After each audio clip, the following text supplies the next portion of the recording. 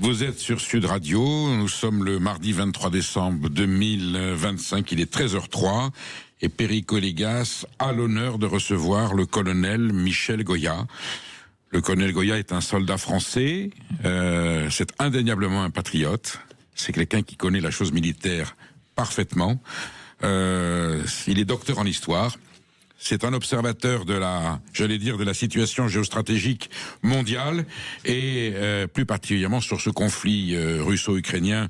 Il y aura bientôt 4 ans, mon colonel, que la guerre a commencé, le 22 février 2022, et nous sommes en 2025. Les choses ont beaucoup évolué. Vous avez écrit, en partenariat avec Jean Lopez, L'ours et le renard, ça remonte à 2023, mais je tenais à citer cet ouvrage que j'ai lu intensément et décrypté. D'abord parce que ça nous dit ce qu'est la tactique et la stratégie. Je vois vous connaissez votre Clausewitz par cœur. Et c'est très éclairant sur l'évolution de ce conflit dont on a tout dit, tout entendu, conflit très médiatisé, sur tous les plateaux télé de toutes les chaînes info, avec tous les types d'avis et j'allais dire de considération dans l'exaltation, dans la dénonciation, dans le parti pris, dans l'idéologie. Michel Goya, je crois que vous êtes un homme sérieux, vous ne parlez que sur connaissance des dossiers, et quand vous arbitrez quelque chose, une décision, c'est que vous le faites en connaissance de cause et en conscience. Je vais vous poser une première question. Comme en Noël, j'allais vous laisser le choix, mais je prends les phrases fatidiques du début de ce conflit en février 2022 sur le plateau télé. Alors, est-ce qu'il faut dire que la Russie ne pouvait pas gagner ou que l'Ukraine ne pouvait pas perdre? Parce que ça, on l'a entendu. Et finalement, on n'est plus tout à fait dans ce concept. Et vous avez toujours été prudent sur cette question. Bonjour Perico. Oui, j'étais prudent. Enfin bon, je me suis trompé aussi, hein, comme beaucoup d'ailleurs. On ne s'attendait pas à la guerre, ça c'est clair au départ. Oui, je pensais que voilà, je pense que la Russie s'embourberait dans un conflit qui durerait des années et qui finalement lui coûterait très cher, et qu'au bout du compte, c'était pas très rentable en réalité pour la Russie, alors que l'Ukraine était déjà neutralisée. J'avais fait une étude approfondie quand même sur la guerre de 2014-2015, où bon, voilà, on conclut que finalement la Russie avait atteint ses objectifs et que l'Ukraine ne rentrerait pas dans l'OTAN, qu'elle serait quand même neutralisée, qu'il n'y avait pas du coup, il n'y a pas forcément besoin d'une invasion pour ça, sachant que cette invasion serait dans tous les cas de figure très difficile. Alors j'imaginais pas forcément que les choses allaient évoluer de cette façon militairement, hein. Mais ce qui était à peu près certain, c'est que ce serait très compliqué pour la Russie et que ça durerait des années. Et donc d'une certaine façon, oui, la Russie ne pouvait pas véritablement l'emporter, c'est en tout cas atteindre les objectifs qui apparemment Poutine s'était fixés, et en même temps l'Ukraine pouvait également difficilement s'opposer complètement ou vaincre la Russie, s'opposer complètement à cette invasion, refouler les Russes, c'était aussi matériellement sans doute impossible. Et donc il fallait s'attendre à une sorte de grand bourbier, et de ce point de vue, je pense que comme certains j'ai eu raison. C'est pas forcément le bourbier que j'attendais, mais il y a quand même bourbier qui dure depuis des années. Voilà, on avait oublié aussi effectivement qu'un conflit pouvait être à très grande échelle, très violent.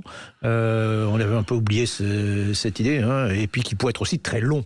Ça aussi, c'est un peu l'exception dans les guerres modernes, industrielles. Hein. On a des guerres qui durent quelques jours, enfin quelques semaines, quelques mois grand maximum, mais quelques jours parfois, avec un vainqueur qui s'impose, plus fort qui s'impose tout de suite, et que là non, c'était pas possible, et donc ce conflit, les conflits modernes sont soit très courts, soit très long, en réalité. Voilà. Où c'est tout de suite réglé, la guerre fraîche et joyeuse à laquelle croyait Guillaume II et même Poincaré, et qui finalement se termine en un conflit de 4 ans absolument meurtrier. Bon, colonel, de mes échanges avec des diplomates, des militaires, alors il y a diverses théories, ce que je voudrais c'est qu'on essaie de décrypter vraiment, hein, je vous dis c'est parlons vrai, on n'est pas là pour prendre parti, mais pour essayer de comprendre ce qui a pu se passer, des erreurs des uns et des autres. On m'a dit en fait, l'état-major russe aurait dit à un moment donné à Vladimir Poutine, fin 2021-2022, l'Ukraine est en train de réarmer de façon efficace avec le soutien de l'Occident, pour des raisons légitimes. Si nous n'intervenons pas maintenant, dans 2 ans, c'est eux qui nous foutent la pilée. Est-ce que ça peut être un des arguments qui a déterminé Vladimir Poutine à passer à l'acte? En partie. Je pense que oui, il y a cette idée que il y a l'Ukraine réelle et l'Ukraine perçue au Kremlin. Il y a sans doute cette idée qui était fausse, à mon sens, que l'Ukraine devenait de plus en plus dangereuse. C'était faux parce que on rappelle qu'elle n'avait plus l'argument, c'est les accords de Budapest qui démilitarisent sur le plan nucléaire l'Ukraine. Donc elle a plus d'armes nucléaires. Mais pour autant, elle a une armée. Oui, elle a une armée qui était en réalité une armée effondrée, médiocre, en gros qui s'était effondrée comme l'armée russe dans les années 90, mais qui ne s'était pas relevée comme l'avait fait finalement l'armée russe. On fait une insiste, colonel. L'armée soviétique est une armée redoutable, deuxième armée du monde. La chute de Gorbatchev de l'Union soviétique, et là le système militaire soviétique s'effondre tout doucement lui aussi, même s'il y a de beaux restes. Oui, bien sûr. Non, mais cette armée s'effondre. Moi, je suis un vieux soldat de la guerre froide, des années 80. On s'apprêtait tous les jours à combattre en Allemagne fédérale contre l'armée soviétique. On se demandait tous les jours comment on allait l'arrêter.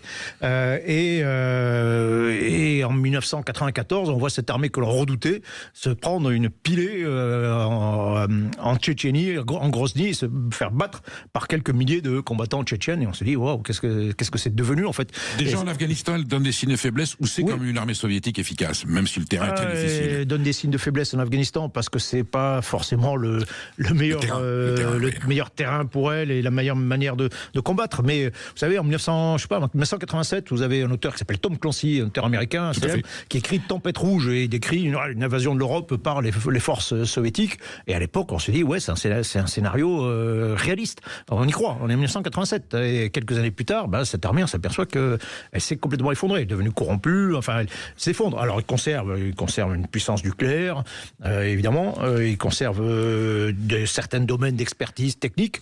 Mais en réalité, cette armée, elle se reconstitue véritablement à partir de 2007, 2008. Là, ça revient. On revient sur le devant de la scène. La guerre en Géorgie en 2008, alors les Russes obtiennent stratégiquement, ils l'emportent, mais tactiquement, il y a plein de choses qui fonctionnent pas bien. Ils abattent eux-mêmes plusieurs de leurs avions. Enfin, c'est un peu compliqué.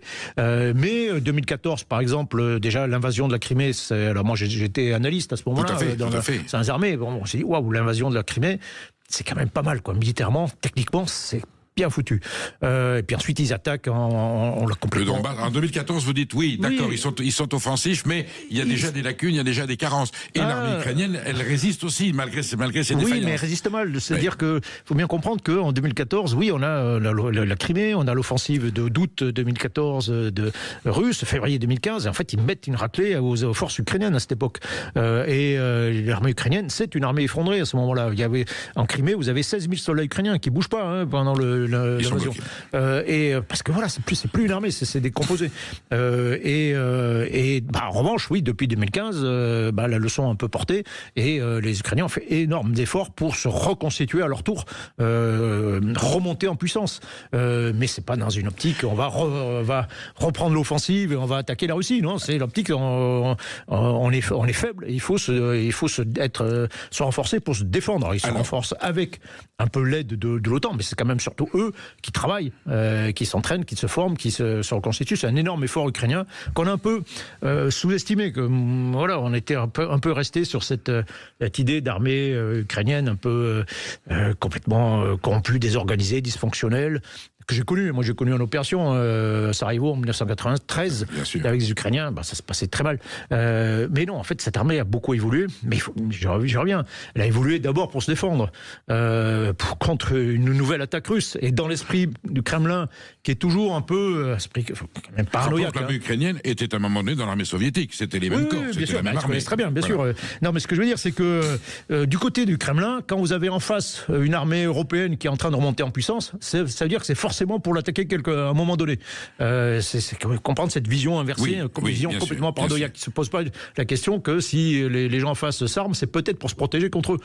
Non, de certaines façons, du côté russe, il y a peut-être un certain manque de je vais dire, manque on va de y venir, confiance. parce que là, c'est l'enjeu géostratégique de cette indépendance de l'Ukraine en 91. Vous expliquez dans votre ouvrage que l'Ukraine, c'est une vraie entité historique, même si elle est liée depuis le début, pour ne pas dire qu'elle est à l'origine du royaume de Russie, elle est quand même liée. C'est quand même une culture différente, une nation différente. Ils ont vécu ensemble pendant des siècles. Et vous expliquez bien qu'effectivement, il y a l'ouest de l'Ukraine qui est plutôt slavo-polono-lituanienne, et que l'est de l'Ukraine, de l'autre côté du Dniepr, c'est vraiment culturellement des Russes, et que le problème vient de là et qu'il a mal été réglé, en fait, dès 1991. Mais est-ce qu'il y avait une autre option ?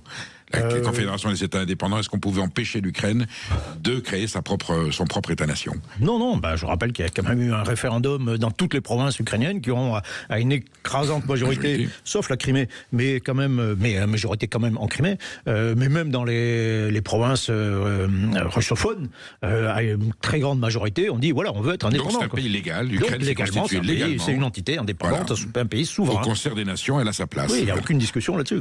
Par contre, on comprend qu'effectivement, à un moment donné, il y a une inquiétude russe par rapport aux zones d'influence dans laquelle que l'Ukraine peut intégrer.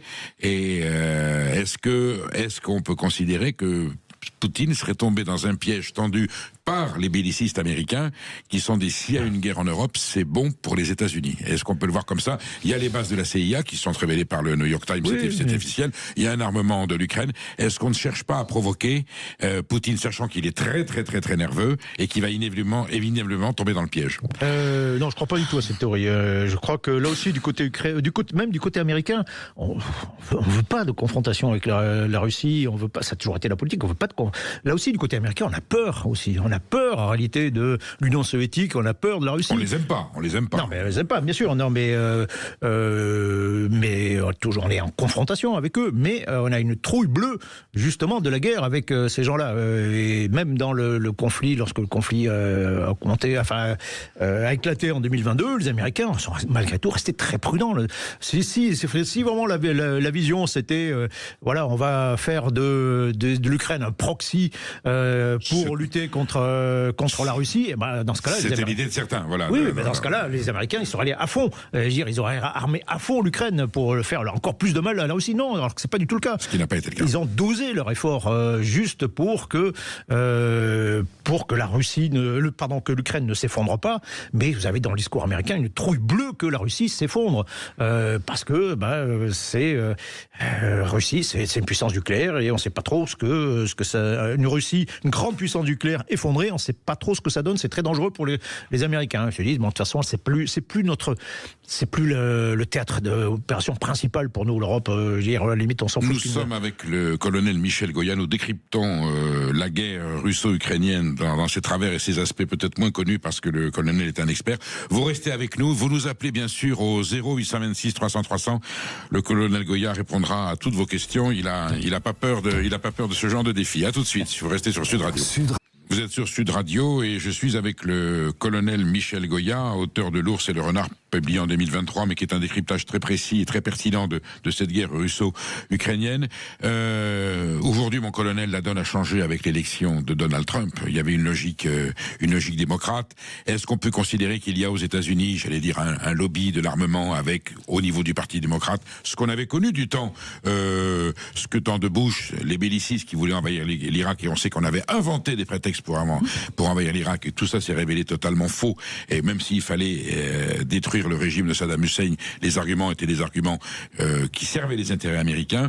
Est-ce qu'il y a pu avoir dans ce conflit russo-ukrainien une partie, j'allais dire, de la classe politique américaine ou du lobby de l'armement américain qui aurait poussé à un conflit pour vendre des armes à l'Ukraine, payées par les Européens? C'est toujours ça le problème.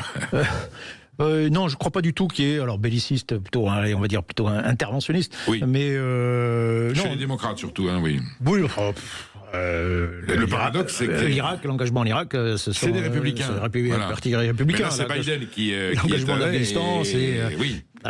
Non, c'est qu'il y a, en gros, il y a il y avait la ligne un peu dans l'époque de ce que Bush père appelait le nouvel ordre mondial, hein, c'est-à-dire cette idée voilà que il y aurait un monde qui serait un peu régulé et dont le shérif serait globalement américain, qui imposerait alors d'autant plus que après les attaques djihadistes contre le sol des États-Unis, qui imposerait une sorte de police du monde américaine en particulier, et qui a poussé un certain nombre d'interventions, mais on n'est plus dans ce contexte. Vous savez, on évolue par ère stratégique, par période stratégique, tout ça c'est la pourquoi période. les bases de la CIA en Ukraine, c'était utile pour surveiller les... C'est utile pour surveiller, pour être dans la région, pour surveiller la Russie, hein, contestablement, mais c'est une base de la CIA, c'est une base d'écoute, c'est de l'espionnage, c'est pas c'est pas une base militaire. Donc hein. la Russie est quand même considérée comme un ennemi potentiel, même si Helsinki et Poutine disent, mais après la chute du mur, on est devenus des alliés de l'Occident. Quelque part, on est même des partenaires économiques et financiers.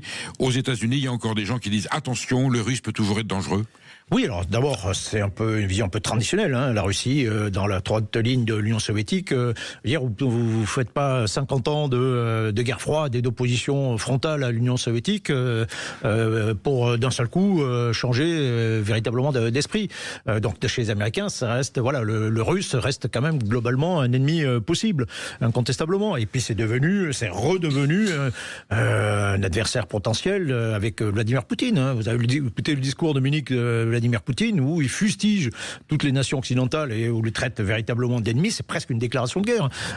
Et donc oui, il redevient dangereux. Il faut quand même, Vladimir Poutine, c'est quand même le dirigeant, le chef d'État qui, depuis 1945, a lancé le plus de guerres, a lancé et a attaqué une première fois, il a écrasé la Tchétchénie d'une manière hyper violente. Il a rasé la Tchétchénie. Ensuite, il a attaqué la Géorgie. Il a attaqué 3 fois l'Ukraine en 2014-2015 et une 4e fois en 2022, bien sûr. Mais il a lancé aussi des expéditions en Syrie, des attaques en Afrique. Donc, s'il doit y avoir un belliciste dans le monde, c'est quand même Vladimir Poutine. Donc, la moindre des choses, c'est un petit peu de se méfier de cet homme-là et de la Russie. Pourtant, on se souvient qu'en 2008, Nicolas Sarkozy et Angela Merkel, dans une négociation, disent il ne faut que l'OTAN que l'OTAN annexe, que l'Ukraine rentre dans l'OTAN. Ils obtiennent satisfaction et le lendemain matin, quand ils découvrent le document, secrètement, les diplomates américains ont mis que l'intégration de l'Ukraine dans l'OTAN est quand même à l'ordre du jour. Qu'est-ce qui a pu se passer ? Non, mais c'est-à-dire qu'ils ont... c'est peut-être d'ailleurs le pire des choix, ils ont dit, on va remettre ça à plus tard. Oui. Cette question à plus tard. Ce qui ne laisse pas... évidemment, du point de vue russe, c'est pas satisfaisant. Ça veut dire que ça va être remis sur la table un jour ou l'autre. Mais il faut bien comprendre que du côté européen à l'époque, Nicolas Sarkozy, Angela Merkel, même jusqu'à l'époque très récente, la politique vis-à-vis de la Russie, c'est une politique on va dire au minimum de dialogue, c'est possible de conciliation, malgré tous ces actes agressifs. Et jusqu'en 2022, vous lisez ça on l'a constaté, évidemment. Oui, non, mais vous lisez les textes stratégiques français sur la vision que l'on a du monde jusqu'en 2021, on dit à la Russie, dialogue. Et donc vous avez 2 lignes. Une qui dit, finalement, la Russie a aussi droit à avoir sa sphère d'influence. Et donc l'Ukraine fait partie de cette sphère d'influence, donc la Géorgie, même tout ça, laissons-la faire ce qu'elle veut. Et puis une autre qui dit, non, de toute façon, la Russie, il faut pas affronter la Russie, tant pis, il faut être conciliant avec elle. Et en fait, ce sont ces visions qui sont... ils sont aujourd'hui opposés. La Russie est dangereuse. Voilà. Nous avons Eric qui nous appelle de Metz. Il considère que la résistance ukrainienne est efficace si elle est aidée par les États-Unis. On vous écoute, Eric. Bonjour. Oui, bonjour Perico. Oui, c'est pas que je considère, c'est que c'est vrai. J'écoutais tout à l'heure votre invité, le colonel, qui faisait l'éloge de la résistance ukrainienne. Voilà, monsieur Goya, je l'écoutais donc avec attention et qui fait l'éloge de la résistance ukrainienne. C'est vrai qu'il est sûrement alloué, ça je n'en doute pas. Mais n'oublions pas non plus que si l'Ukraine résiste, c'est grâce aux dizaines de milliards qu'on leur a envoyés, que ce soit en termes d'argent ou en termes de matériel. N'oublions pas non plus les canons César que la France a fournis, qu'on n'a plus. Et là où j'ai un avis un petit peu différent, c'est sur la dangerosité de Vladimir Poutine. Je veux dire, on l'accuse de tous les maux. Rappelez-vous, le Nord Stream 1, Nord Stream 2, il était accusé d'avoir été saboté par les Russes. Tous les drones qu'on voit survoler la France, c'est des drones russes. Moi, je trouve que M. Poutine est extrêmement patient. Parce que toutes les allégations qu'on entend sur lui, moi, je trouve qu'il est extrêmement patient parce que je ne suis pas certain que si c'était quelqu'un d'autre, il aurait pu être aussi patient et ne pas déclarer une guerre un peu plus majeure. Et pour l'instant, il se contente de l'Ukraine, c'est très bien. Et moi, je ne vois pas du tout, comme on peut l'entendre souvent sur les ondes, que la guerre va aller jusqu'en Pologne ou en Europe. C'est ridicule. C'est pas son objectif. Et voilà quoi. Autrement dit, oui, Poutine ne veut que se défendre et préserver son empire. Michel Goya, Poutine serait patient. Qu'est-ce que ça vous inspire comme... Oui, c'est pas forcément le mot qui vient forcément à l'esprit quand on pense à Vladimir Poutine. Oui, non, mais ceci, c'est une vraie question sur, on va appeler ça la menace future. Oui. Voilà, admettons que la guerre en Ukraine s'arrête cette année, ou cette année, très peu probable, ou l'an prochain peut-être. Mais voilà, est-ce que la Russie reste une menace? Moi, je considère que oui, ça reste une menace. Je suis pas dans la tête de Vladimir Poutine, hein, je sais pas. Mais il veut envahir la Pologne et l'Allemagne, ou il veut uniquement faire peur pour dire foutez-moi la paix chez moi. Et lui, ce qu'il veut, c'est faire du business aussi, je suppose, à un moment donné. Non, c'est pas le business, c'est pas son truc. Non, il veut pas enrichir la Russie, tel que Poutine l'avait prévu. Non, c'est pas son truc. Alors, c'est son truc personnel. Il est quand même immensément riche. Tout à fait. Mais l'économie, c'est pas son sujet. Sinon, il n'aurait pas envahi l'Ukraine. Hein. C'est une guerre qui coûte très cher à la Russie, humainement d'abord, bien sûr, mais économiquement. Ensuite, il aurait accepté les cadeaux de Trump. Hein. Trump lui disait, quand il est arrivé, il dit voilà, ok, arrête la guerre, et puis on fait du business. Il s'enrichit avec le pétrole, malgré tout, qu'il n'est plus vendu directement à l'Occident, sauf le gaz. On a appris qu'on avait fait en 2007. Il le vend par la Chine et l'Inde, et ça fait rentrer des devises quand même en Russie. Oui, toujours, bien sûr, c'est vraiment le nerf de la guerre russe, hein, les revenus des hydrocarbures, mais qui sont en diminution régulière. Mais ça continue malgré tout, et ça suffit encore pour maintenir la guerre. Mais sur cette question de la menace future, oui, on se retrouvera avec Vladimir Poutine, qui, comme je disais tout à l'heure, a attaqué un certain nombre de fois les pays voisins, qui a un discours très agressif, en particulier sur un certain nombre, lui ou ses proches, sur l'Europe, mais également sur des pays... On dit qu'il est dans cet univers-là le plus modéré, et que s'il tombe, ce seront des gens plus durs que lui qui lui succéderont au pouvoir. Ça c'est effectivement, c'est notre question, c'est un vrai problème. Mais non, il y a des gens très durs. Vous avez écouté les discours de Patrushev ou hystérique. Oui, Medvedev, il est complètement hystérique. Il surjoue parce qu'il faut qu'il il veut avoir sa place dans le dispositif. Mais des gens comme Patrushev, qui a des discours sur les pays baltes, par exemple, on sent très bien que les pays baltes, c'est un peu un poulet rôti pour la Russie. Dès que donc le vieux rêve de Staline n'est pas totalement éteint. Non, bien sûr. Mais vous avez Poutine qui dit la fin de l'URSS, c'est la plus grande tragédie de notre pays. Et on sait bien, il a une volonté impérialiste. Donc on ne sait pas. Je ne suis pas dans la tête de Vladimir Poutine que s'il voudra envahir les pays baltes ou attaquer la Pologne dans la foulée de l'Ukraine, mais la moindre des choses, c'est de s'y préparer. Ça, il peut le faire. Il a montré qu'il était capable d'attaquer des pays voisins régulièrement, de tenter des aventures, de tenter des choses, tenter des coups. Donc la moindre des choses. Et rajouter là un contexte où les États-Unis se retirent de l'Europe et ne sont plus un allié fiable pour les Européens. Et donc, oui, forcément, on se retrouve en situation de vulnérabilité. La moindre des choses, c'est s'y préparer. Au moins, peut-être pour contribuer à dissuader la Russie et d'envisager simplement de le faire. Nous sommes avec le colonel Michel Goya et nous discutons, non pas à armes rompues, mais à bâton fleuri et pertinent, sur ce qui se passe aujourd'hui en Ukraine et comment envisager l'issue de ce conflit au vu des rapports de force des uns et des autres. Et nous prendrons, quand nous retrouverons l'antenne, nous retrouverons Henri qui nous appelle de Biarritz. À tout de suite sur Sud Radio. Perico Légas reçoit Michel Goya dans un échange passionnant sur la base de L'Ours et le Renard, qui est l'ouvrage que Michel Goya a écrit avec Jean Lopez, Histoire immédiate de la guerre en Ukraine. Ça remonte à 2023, mais c'est un décryptage très important et la conclusion du livre annonce un petit peu ce que nous sommes en train de vivre aujourd'hui. Michel Goya, il y avait eu des tentatives de négociation en avril 2022 où il semblait que Kiev et Moscou étaient, par l'intermédiaire des Turcs, sur le point de trouver une éventuelle solution à ce conflit, et que Boris Johnson, notamment, et les Occidentaux auraient dit à Zelensky surtout ne négociez négociez rien, ne lâche rien, la cavalerie arrive et on va mettre une pilée aux Russes, continue à te battre. Est-ce que ce scénario correspond un peu à ce qui a été dit? Oui, c'est effectivement, on l'a dit, mais il faut bien comprendre qu'à cette époque, les Russes négociaient une véritable capitulation de l'Ukraine. Dans ce qui était demandé, c'était désarmement complet de l'Ukraine, au moins ça, etc. Et puis on a dit, attendez, non, mais Boris Johnson en premier lieu, effectivement, dire, mais non, on va vous aider, qu'on va pas simplement vous aider. Là, on va vous envoyer quelques armes légères comme on vous a envoyé au début. Non, on va vous aider lourd et vous allez au moins pouvoir résister beaucoup plus efficacement. Donc, vous n'êtes pas obligé de plier, en tout cas, de plier tout de suite et d'accepter cet ultimatum. Bon, voilà comment je vois les choses. Et effectivement, l'Ukraine, alors je reviens à l'auditeur. Sauf qu'aujourd'hui, colonel, oui. Ce que le Zelensky est prêt à concéder, de ce que l'on sait, est pas très loin de ce qu'il aurait pu céder et on aurait pu s'éviter 3 ans de guerre peut-être. Oui, alors que globalement, il est malgré tout peut-être en meilleure position qu'à l'époque. Alors c'est pas évidemment pas satisfaisant pour l'Ukraine. Il y a d'énormes concessions à faire. Il y a cette idée que il a perdu combien d'hommes là à peu près aujourd'hui? C'est très difficile à estimer, mais. Allez, vous évaluez à 76 000, c'est ça? Un peu plus maintenant. Oui, côté ukrainien, on doit être à peut-être 130 000 morts, ou peut-être 150 000 morts.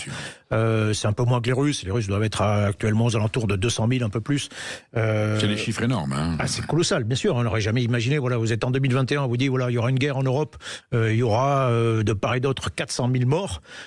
Vous dites, attendez, c'est pas possible, c'est inconcevable. Ce sont des taux de perte qui correspondent à ceux de la Première Guerre mondiale. Alors c'est pertes moins importantes, mais les armées aussi sont plus petites. Pour l'Ukraine, c'est terrible. C'est lourd pour les Russes. C'est lourd pour tout le monde, mais bien sûr. Mais c'est vital pour pour un pays comme l'Ukraine.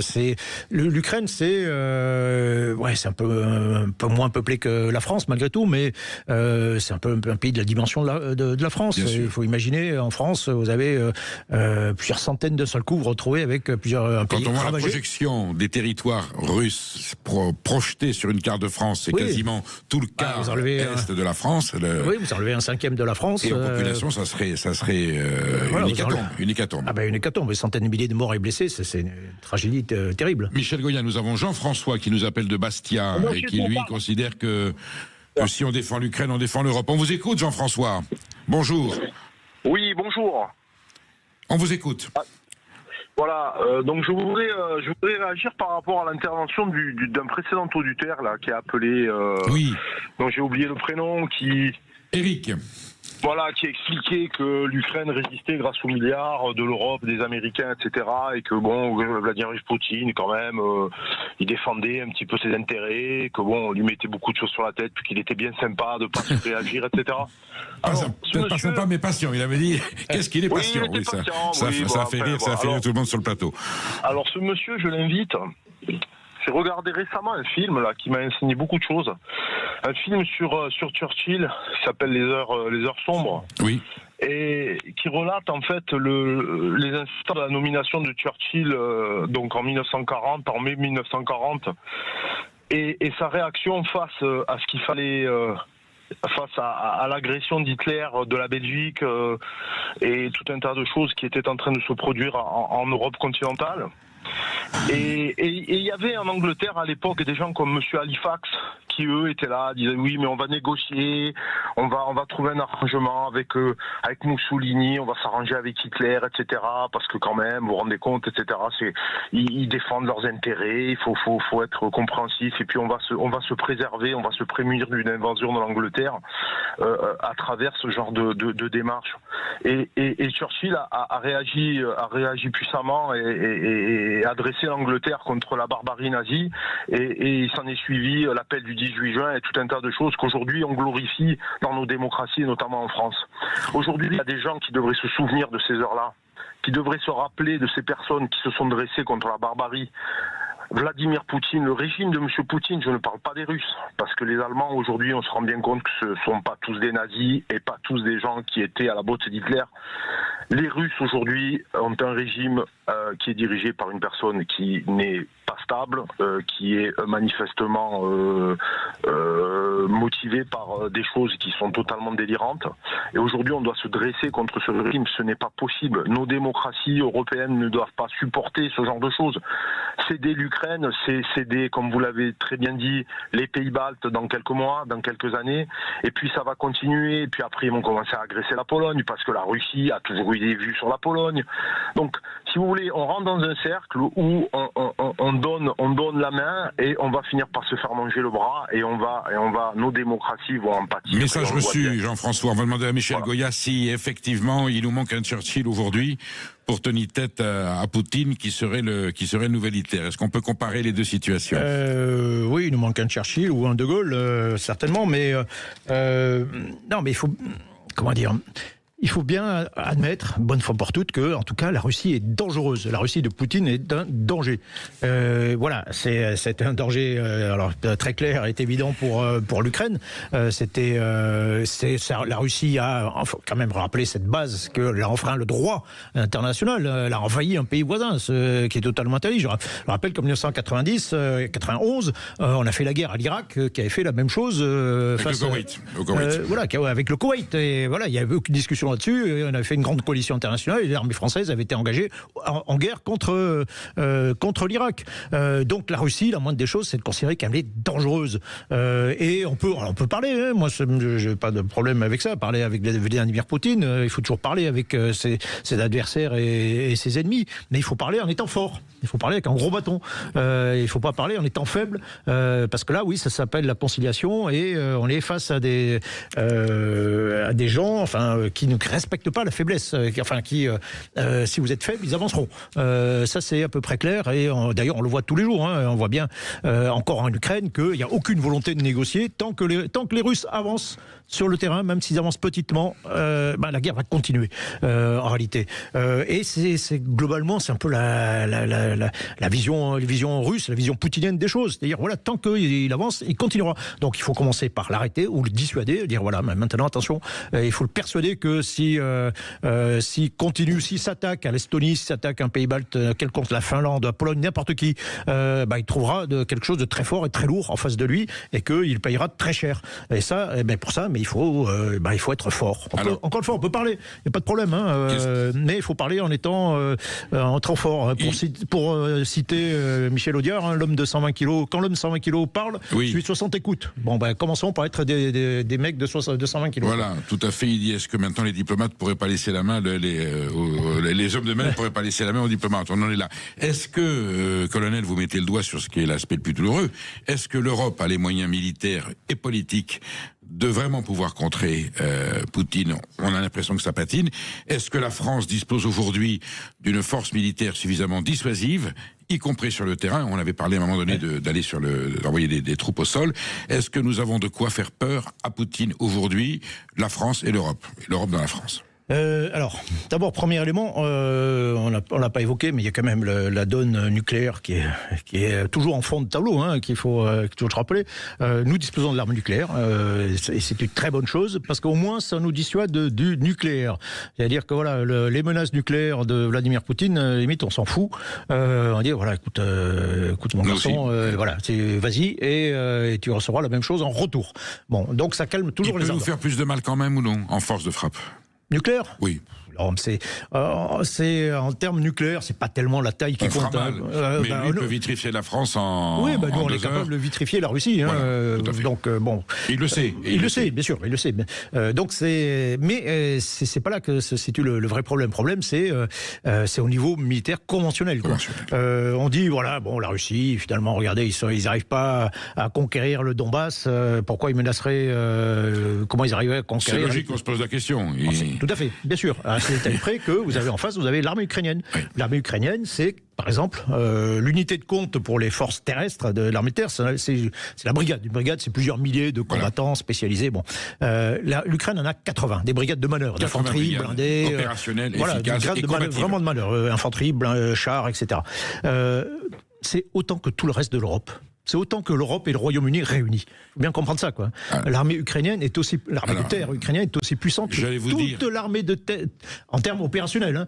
Nous, si on doit se déployer. Mon colonel, en parlant de, vous citez Staline qui demande le pape combien de divisions, la France combien de divisions, mon colonel. Ben oui, non, mais voilà. Et puis, comment dire, avec cette particularité pour nous, la France, il faut bien comprendre, les Français doivent comprendre que si on doit faire la guerre un jour, ce sera une guerre au loin, ce qu'on appelle, la guerre. On fait la guerre. Attention, moi j'ai fait un certain nombre d'opérations extérieures. On en a fait, j'ai un certain nombre de camarades qui sont tombés dans des guerres contre des organisations armées, on a fait des guerres contre des États, contre la Serbie, contre les républiques bosno-serbes, contre l'Irak, j'en parlais tout à l'heure, en 1990. Ce sont des arguments qui ont été controversés quand même. Voilà. Non, mais on peut l'OTAN a toujours une diplomatie à intérêt variable. Non, tout à fait. Mais ce que je veux dire, c'est qu'on fait déjà la guerre. A déjà fait la guerre. On l'a fait. Mais si on doit la faire vraiment à grande échelle, ce sera au loin. Ce sera au loin des frontières de la France. Et il faut comprendre que la France est devenue une île stratégiquement. Si on doit combattre, c'est au loin. Et au loin, on n'envoie que des soldats professionnels. Alors, on peut changer d'état d'esprit, dire on envoie peut-être un jour des conscrits, mais c'est pas dans l'air du temps. Donc que des professionnels. Et donc les professionnels, il faut les équiper. Et globalement, on peut en envoyer peu. Si on peut envoyer, alors je parlais de termes de brigade, l'Ukraine a 80 brigades de combat. Si on peut en envoyer nous deux tout équipés au loin pour aller se placer en Roumanie, dans les pays baltes, etc. C'est le maximum. Voilà, est-ce que c'est suffisant pour vraiment dissuader l'armée russe? Je suis pas certain. On en discute, mon colonel, on en discute dans quelques instants. Vous êtes sur Sud Radio avec le colonel Michel Goya. Nous parlons du conflit russo-ukrainien. On essaie de décrypter les différents tenants et les différents aboutissants. Et là, vous restez avec nous parce que le colonel va nous expliquer ce qui serait bien pour que la France redevienne un pays qui inspire le respect. Et qu'est-ce qu'une armée moderne aujourd'hui en 2025 pour pouvoir peser sur le plan international. À tout de suite, vous restez sur Sud Radio. Je reçois le colonel Michel Goya, expert, évidemment, historien, docteur en histoire, expert en conflits internationaux. Il en a vu quelques-uns et là, évidemment, on décrypte le conflit russo-ukrainien. Mon colonel, l'armée française a été au cœur aujourd'hui d'un débat sur ses insuffisances, ses carences. Ça avait commencé avec une différence entre le chef d'état-major des armées, le général Pierre de Villiers, le président de la République Emmanuel Macron, dès l'arrivée d'Emmanuel Macron au pouvoir. Ensuite, on a eu différentes prises de position, analyses. On sait que l'armée française n'a pas le potentiel qu'elle devrait ou qu'elle mériterait, et en tout cas si elle veut peser sur la scène internationale. Et là, nous avons le chef d'état-major, le général Mandon, qui a dit « Préparons-nous à l'idée que peut-être nos enfants puissent être amenés à aller sur le théâtre des opérations ». Ça a été bien compris, c'est bien ce qu'il a voulu dire, parce que ça a suscité une polémique très violente. Est-ce que pour ça, il ne faudrait pas qu'on ait d'abord une vraie armée conventionnelle, celle dont vous parlez dans la théorie du combattant? Vous viendrez nous expliquer ce qu'est un vrai combattant sur le sol, parce que vous dites, c'est bien les missiles, la force nucléaire c'est formidable, mais ceux qui ont mis le drapeau russe sur le Reichstag ou le drapeau américain sur le mont Suribachi, c'est des hommes de troupes au sol. C'était pas avec une télécommande, des fusées et un clavier. Oui, non, mais regardez les images des combats en Ukraine, qu'est-ce que vous voyez? Vous voyez des fantassins et des drones. Et qui paient cher. Oui, qui paient cher, mais au bout du compte, la guerre elle est toujours gagnée ou perdue par ces gens-là. Le terrain, ça reste le terrain, vous êtes d'accord? Donc, c'est pas un jeu électronique. Bien sûr, non, mais voilà, on peut tourner autour du pot, on peut lancer des missiles de tous les côtés, mais à la fin, il faut des gens qui plantent le drapeau, comme vous le disiez, ou qui le défendent. Et à la fin, on regarde sur la carte où sont les drapeaux. Ah oui, parce que pour occuper, vous dites qu'il faut être là, en fait. Sinon... il faut être avec des pieds. Donc il faut que des gens qui aillent dans la zone de mort et qui aillent directement au contact et qui aillent prendre des risques. Et c'est ce que voulait dire d'ailleurs le général Mandon. Quand il dit qu'il faut accepter de perdre ses enfants. Alors je sais pas, j'aurais pas utilisé cette formule parce que le mot enfant déjà c'est très sensible. Mais il voulait dire avant, il y a quelques années, on aurait dit il faut accepter de perdre ses fils. Mais maintenant on peut pas dire ça. On dit ses fils et ses filles, c'est compliqué. On dit les enfants. Mais en fait, ça veut dire faire prendre des risques à ses soldats. De quoi on dispose aujourd'hui comme force conventionnelle au sol, si la France voulait intervenir? On peut quand même peser un petit peu, ou c'est difficile? On peut peser un peu parce qu'on a une bonne armée, on a de bons soldats. Ce qui est très bien aussi, c'est qu'on est relativement autonome en termes d'équipement. Concrètement, on n'est pas obligé d'acheter aux Américains. On s'autosuffit, mais on est malgré tout une petite armée, parce que on l'a voulu ainsi, parce que on a réduit notre armée en réalité pour faire des économies. Pendant, en gros, de 1990 à 2015, on a contracté notre armée pour faire des économies. L'arrêt du service national est une bonne, au final, 15 ans après, c'est une bonne décision ou vous l'auriez peut-être pensé différemment? Je pense que globalement, c'est une bonne décision. Ça avait son aspect social, plus civique, était très largement faussé. J'ai vécu dans 2 régiments d'appelés. J'ai été appelé moi-même en colonel. Pour ça voilà. Et ensuite, l'idée, c'est d'avoir des soldats pour défendre nos frontières, pour faire simple. Comme je disais tout à l'heure, la menace n'est plus aux frontières. Donc, soit on dit, OK, on enverra nos conscrits aller combattre en Lituanie s'il le faut, soit on dit non, c'est pas possible. Alors, sinon, c'est pas possible, ça sert à rien d'avoir un service militaire. Au Mali, fallait des hommes au sol, on est d'accord. Oui, bien sûr.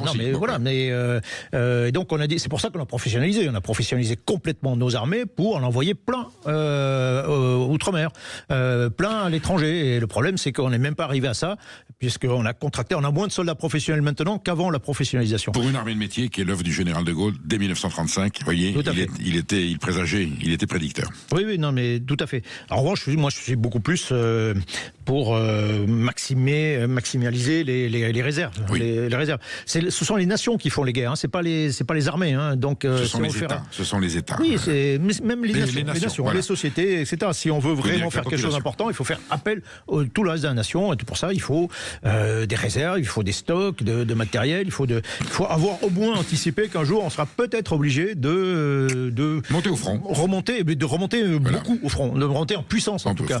Et ça, c'est ce que je reproche beaucoup à nos décideurs, c'est de ne pas l'avoir anticipé. Et donc de se retrouver maintenant en situation où il faut tout faire dans l'urgence, alors que on réarme pas une armée par les temps qui courent. Comme ça, c'est long, c'est compliqué. Avant, pendant la Seconde Guerre mondiale, on créait un char en 1 an, on inventait un avion en 2 ans. Maintenant, il faut 10 ans, 15 ans. Donc c'est très lourd. Les chars, on ne le produit plus en série. Donc c'est quelque chose de très lourd et qui demande un petit peu d'organisation et d'anticipation. Oui, et voilà, on n'a pas. Un AMX-50 n'est pas un char Saumua ou un B2, on est d'accord. Oui, voilà, bien sûr, mais il faut de la formation, c'est très lourd et donc se réarmer, ça prend beaucoup de temps et ça demande beaucoup d'efforts, ça demande aussi beaucoup de finances. Il faut être clair là-dessus. De ce côté-là, il y a un geste.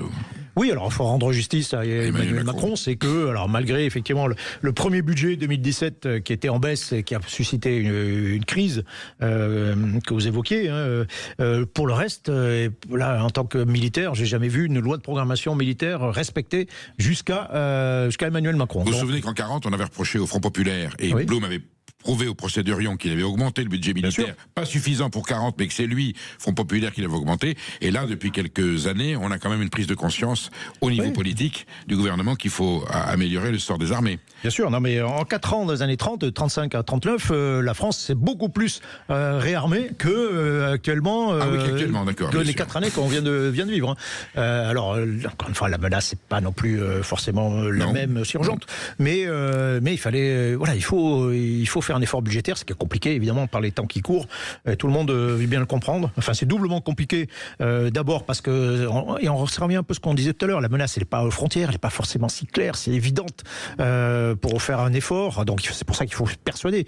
Il n'y aura pas de chars russes sur les Champs-Élysées. C'est pas l'idée. S'il faut se battre, mais il faut quand même faire comprendre aux Russes qu'ils ne peuvent pas faire ce qu'ils veulent. Ce sera dans les pays baltes. Ce sera loin. Bon, il faut le comprendre qu'il faut accepter de mourir pour un pays allié et pas simplement pour la France. Et ensuite, parce que ça demande un effort. Mourir pour Danzig ou mourir pour Riga. Exactement, ou mourir pour Tallinn, bien sûr. C'est sensiblement c'est pas évident. Dans l'opinion publique, c'est pas évident, mon colonel. C'est globalement le même débat. Et puis, dans un contexte économique qui est plutôt morose, donc c'est difficile de faire également un effort dans cette situation. Pourtant, il faut le faire. Sachant qu'en plus, juste un petit mot économique, c'est que, en réalité, l'investissement militaire, c'est un investissement beaucoup industriel. Oui. Contrairement aux autres ministères, c'est du fonctionnement des salaires. Ça rapporte de l'argent. Donc c'est un retour économique. Le porte-avions, c'est une source d'enrichissement déjà industriel. Bien sûr, on fait travailler les chantiers navals de l'Atlantique. Ça commence à grésiller un petit peu, oui, mais ça va faire travailler l'industrie. Oui, et puis tout bêtement, il y a un retour budgétaire. Donc vous récupérez une grande partie de l'argent que vous investissez là-dedans. Donc civis pacem parabellum, cette formule reste assez cohérente aujourd'hui. Oui. Longtemps après. Oui. C'est dommage, mais malgré tout, c'est comme ça. Quand dans un environnement qui agressent. Dans un monde qui est devenu un monde un peu de prédateurs, il vaut mieux être armée fort, européenne, où on se rabiboche avec les Américains pour redemander le parapluie de Washington, où on est comme des grands maintenant, et on fait une armée européenne dont la France sera le fleuron, le fer de lance, si je peux m'exprimer ainsi ou non. Écoutez, on peut. Le problème, c'est qu'il y a un truc qui s'appelle l'OTAN, qui est là. En gros. Alors, il était en mort cérébrale, nous avait dit le président de la République il y a quelques mois. Oui, c'est ce qui est étonnant, et c'est d'ailleurs un des effets de la politique de Vladimir Poutine, c'est que d'un seul coup, il s'est revigoré. Vous avez des pays qui ont rentré dans l'OTAN. Au moins, il leur servi à ça, Poutine, à nous faire comprendre qu'il fallait qu'on réarme. Oui, ça c'est sûr. Dans un premier temps, il a revigoré l'OTAN, et puis c'est Trump qui le remet un peu en question. Mais parce qu'il veut pas payer. Donc. Oui, non, mais puis ça l'intéresse pas, l'Europe, et puis ça, voilà, en gros, il se considère qu'en termes de coût efficacité, c'est pas intéressant pour les États-Unis. Ils préfèrent se concentrer sur le continent européen et face à la Chine. Donc à toutes choses malheureusement, peut-être une lueur d'espoir, peut-être que ce conflit, cette tragédie ukrainienne, ces gabegies, ces erreurs font qu'on va peut-être reprendre le taureau par les cornes, installer des bases solides pour une Europe souveraine avec une défense européenne efficace. C'est quelque chose que vous souhaitez ou non, que vous appelez de vos voeux? Oui, bien sûr, j'appelle de mes voeux, mais il faut se bouger. Vous avez certains pays qui sont tellement habitués à la protection américaine ou même simplement à fonctionner au sein de l'OTAN que c'est compliqué pour certains. Donc il faut apprendre à se passer des Américains. Alors on peut rester dans l'OTAN. L'OTAN, c'est aussi des structures. Vous avez des états-majors, des choses qui permettent de faire des opérations militaires en grand. Commençons par européaniser ces états-majors. Si en 2027 la République vous appelle à des responsabilités, est-ce que vous les assumerez, mon colonel? C'est une drôle de question que je ne voyais pas venir. En tout cas, donner des idées. Ça, vous avez, je pense que vos écrits prouvent que vous avez une vision de la chose et vous avez des solutions à proposer. Toujours prêt à servir la France. Bon.